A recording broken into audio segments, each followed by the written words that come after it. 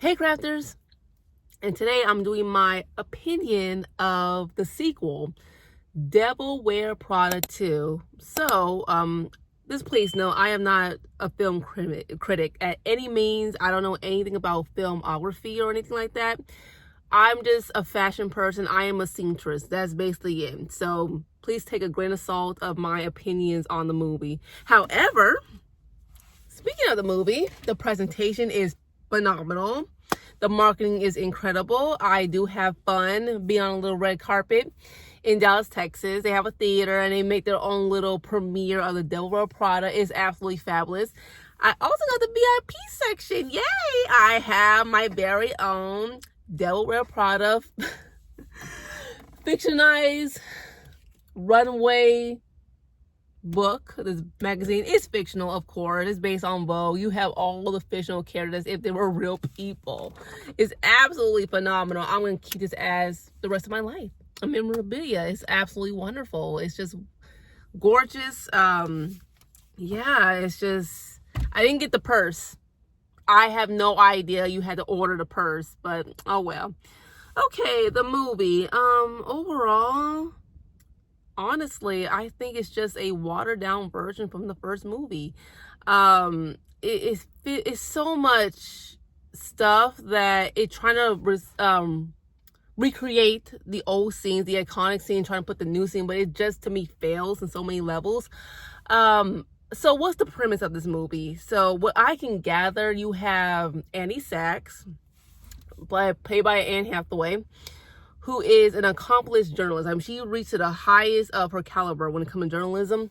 And, she won a trophy, and as well as her colleagues. But abruptly, the publisher that she worked for fired their employees. So because, the economy have changed, so they just fired them. And, she's upset. She said, the economy is so changed, and there's so much integrity when it comes to journalism. So because of this, someone put her on social media and they went viral, and simultaneously the runway is declining because the digital age was taking over the fashion spaces. So they need like a publisher to actually give them like a juicy story to actually get the backup of the company. I think that's the premise of the movie. So of course, Annie Sachs was like, oh, I lost my job. And I think one of her colleagues actually pushed her into runway because they double the pay. And maybe, it can help your career. So Andy just randomly got into to meet Miranda, played by Meryl Streep, of course. And Stanley Tucci, Nigel, my favorite character. And Emily Blunt, played by Emily. So yeah, she just started and she's trying to find the juiciest story to actually put Runway on the map. So interesting enough, when I say watered down, it's just that it feels so cartoonish to me. Like the thing about the original movie, The Devil Wears Prada, the writing is so sharp. Let's start with the characters. Again, I'm not a movie critic. I would say the best to the worst characters in the movie. The best is obviously Emily.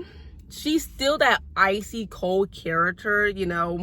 Her wardrobe is fabulous.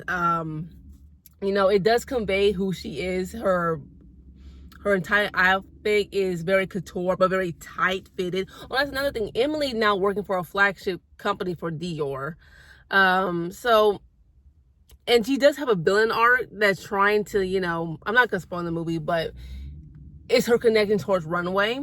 And she played like a sugar baby role into this movie. But I do love her wardrobe. It's very, restricted, but you see like very uptight. That actually fits her personality. Nigel is like the second best character. Nigel is the same, I won't say he's as cold as Emily, but he's very stoic, but have like a humor kind of way to it, but kind of like a little bit unbothered. This Nigel in the movie, he's more, I would say a little bit more sincere and not so cynical. And I think he played kind of like a papa role for Andy Sachs. But you know, there are some cute quirks I like about him. I do like that he does evolve a little bit, be more a little bit more human and more a little bit more empathetic. But you know, his wardrobe is basically the same. Nothing changed much from the original, you know, tuxedo. It's, you know, tux and plaid shirts, and like it's not very dramatic, especially men fashion is kind of like a little boring to be honest if you compare with women's fashion. I would tell like the next character, Miranda Priestley, she gotta be like close to the worst. What I like about Miranda in the first movie is that she's very authoritative. Her fashion speaks to herself.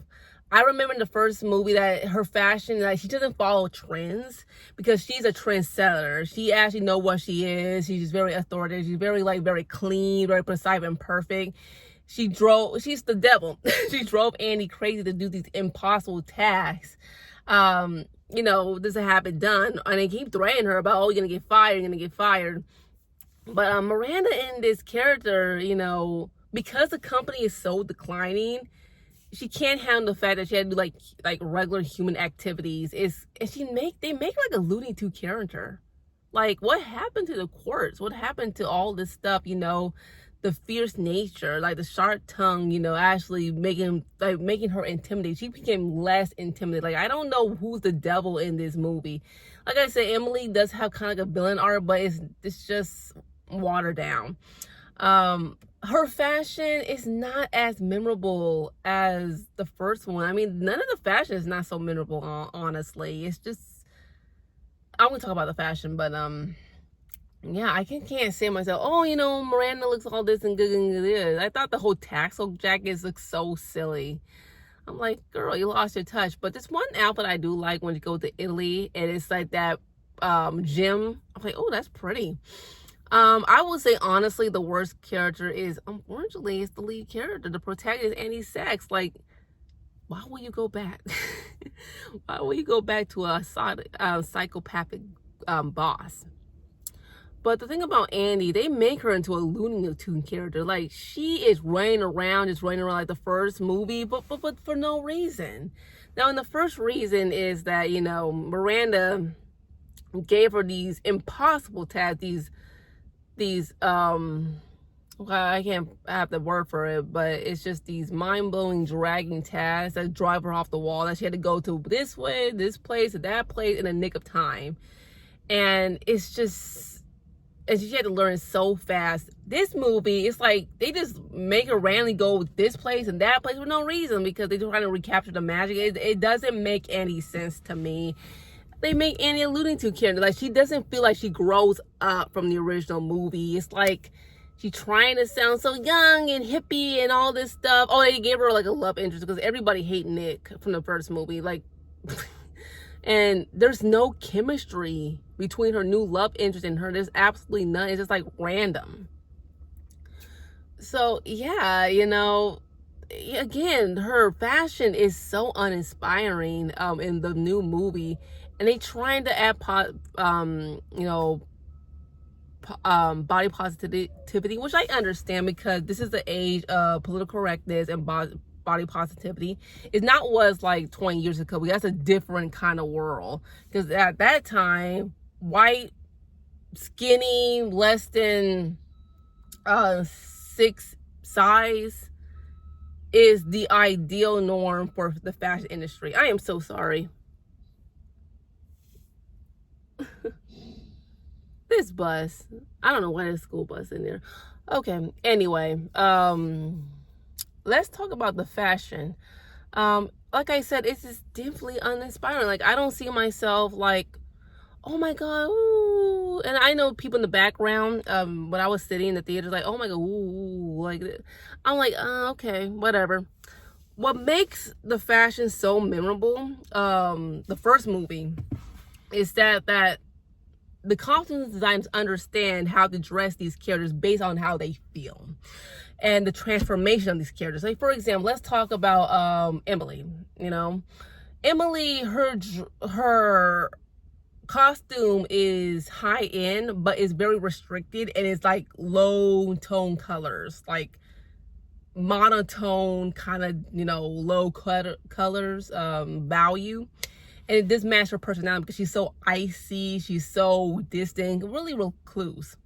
Nigel, you don't do much of Nigel right here because, men fashion is a little bit boring, but, Nigel is always fashionable. Miranda, like I said, she's a trendsetter. She doesn't follow trends. That's why you don't see her much of the Dior or the logos or anything like that. And it's clever because she is her own person. She's an authoritative person. Andy, the most obvious thing about her, she comes to a transformation, and you see how that lumpy old sweater, and over time she have these high-end fashion, and she doesn't always wear it once. You have to wear it once every single day to actually cooperate with the runway. She is the brand. And at the end of the movie, as we all know, she quit because she doesn't want to be like Miranda, and she actually adapt her own style. I don't see much of a transformation when it comes to the fashion. I really don't. It's just that throwing in just fashion is fashion. I mean, it's cool, but I just want to see the fashion that actually convey the personality and the transformation of these characters in the second film. And I don't feel like anything about this one. What's really annoying me about the movie is that, you have celebrities and it's fine, but there's so much celebrity cameo galore. It's like, I get it. Like, there's some celebrities from the Stephen Colbert, there's some celebrities from Project Runway, there's Instagram influencers. I'm like, what? I mean, correct me if I'm wrong from the first movie. I think the only celebrity I heard from the first Devil Wears Prada was Tom Ford. Why? Because he's Tom Ford. He is a fashion icon. Yeah, he was a film director. He said he hated that crap, and then he switched over to fashion, and he's known from his sophisticated and sexiness in fashion. He's Tom Ford, but this movie is so much celebrity galore. I'm like, I know what y'all trying to do is, ugh. I don't hate celebrities, but we get it. Body positivity, and I get it's a new world, and the charm of this is just the original film.